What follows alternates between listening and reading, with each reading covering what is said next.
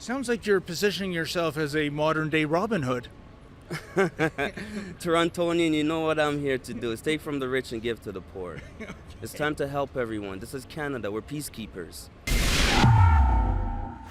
David Menzies for Rebel News here in downtown Toronto, and I'm with Logan Choy. He is one of the 102 candidates who is running for the position of Mayor of Toronto. And right off the hopper, Logan, I'm reading your campaign literature. I'm perplexed. I see the sentence, "Everything is all right." I think it's been printed about 300 times. You gotta read the fine print, sir. Oh, I am reading the fine print. Everything's gonna be all right. Okay, now what am I to interpret with that slogan being reproduced several times over? The government is corporation and entities, and it's not for the people. And self-representative is the power back to the people. And how do you do that? Well, the people have to do it. The people are the one who's paying the taxpayers and paying their bills and their cars and their phone bills. So if the people would put power back to the people, they're the one who has to control everything. I cannot do anything without the people.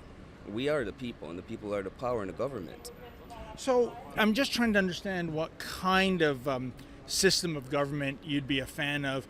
I mean, is it, are you leaning towards socialism, Marxism? Because, I mean, they're very people-centric, at least on paper. Well, socialist is the same thing as marketing, because if we're social, everyone basically be marketing someone to help someone up.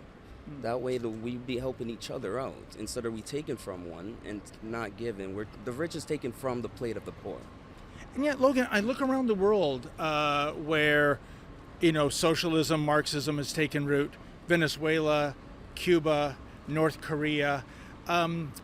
They're not really the greatest places to live. Do you think maybe, there's an old saying too, Marxism isn't for the Marxists. It's not, because it's taken from the people, and they're trying to support the people, but they're taking advantage, using them as a cash grab.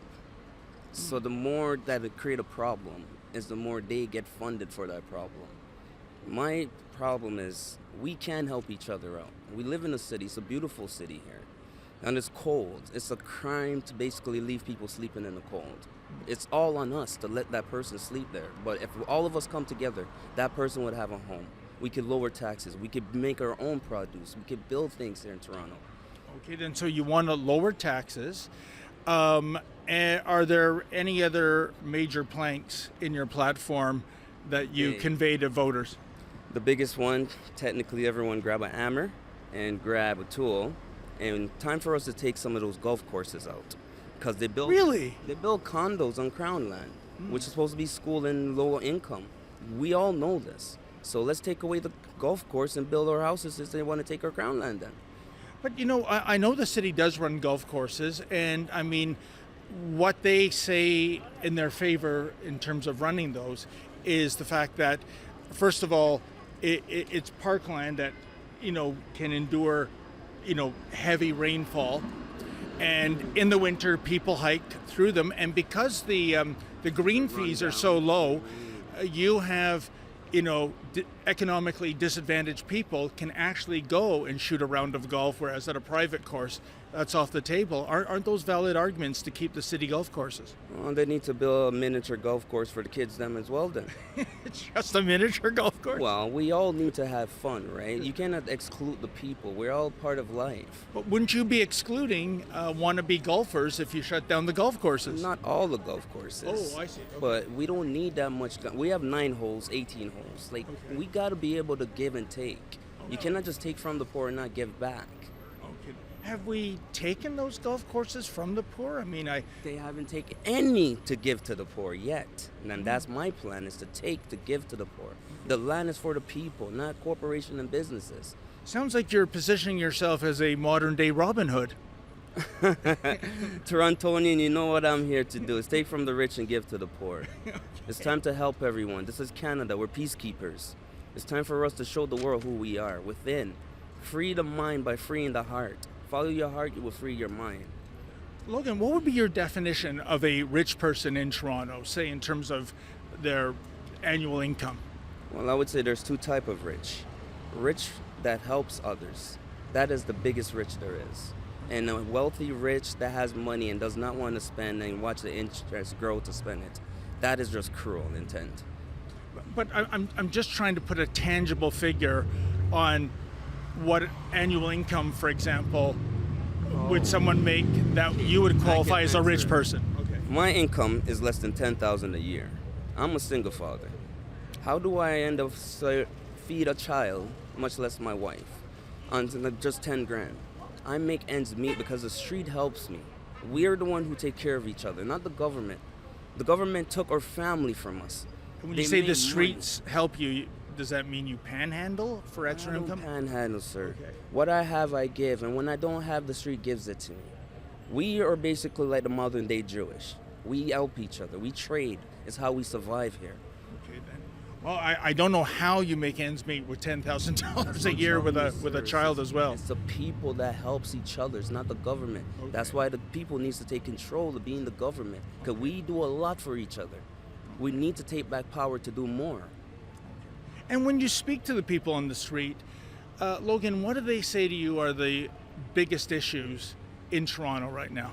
The biggest issue is homeless, and nobody wants to see anyone suffer on the street anymore. After that, we help each other. We will do everything for each other. We will not be hungry anymore.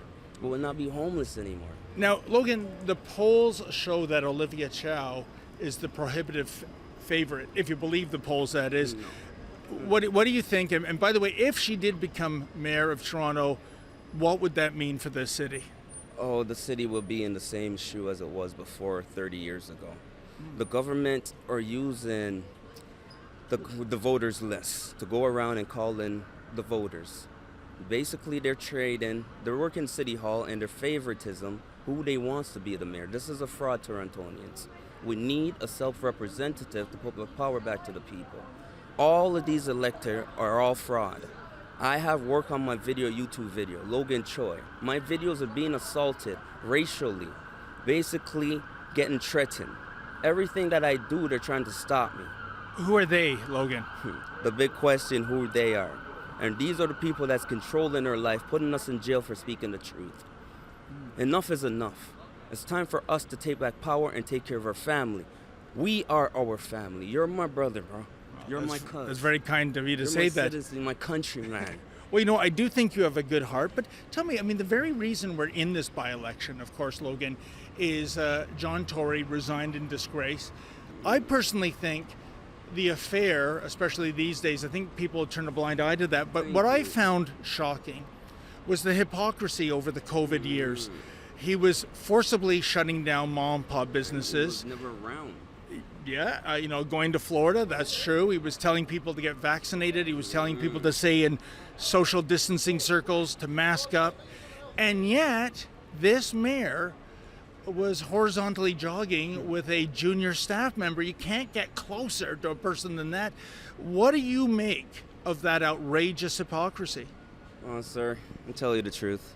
John Tory, you took the easy way out. You know you took the crown land. You built condos. You're supposed to have those houses for poor people. Regent Park was built in 1938. Those crown land is only 11% to the private, 38 for the federal, and 37 for provincial. Now, the private has more land because you're building condos instead of school and hospital.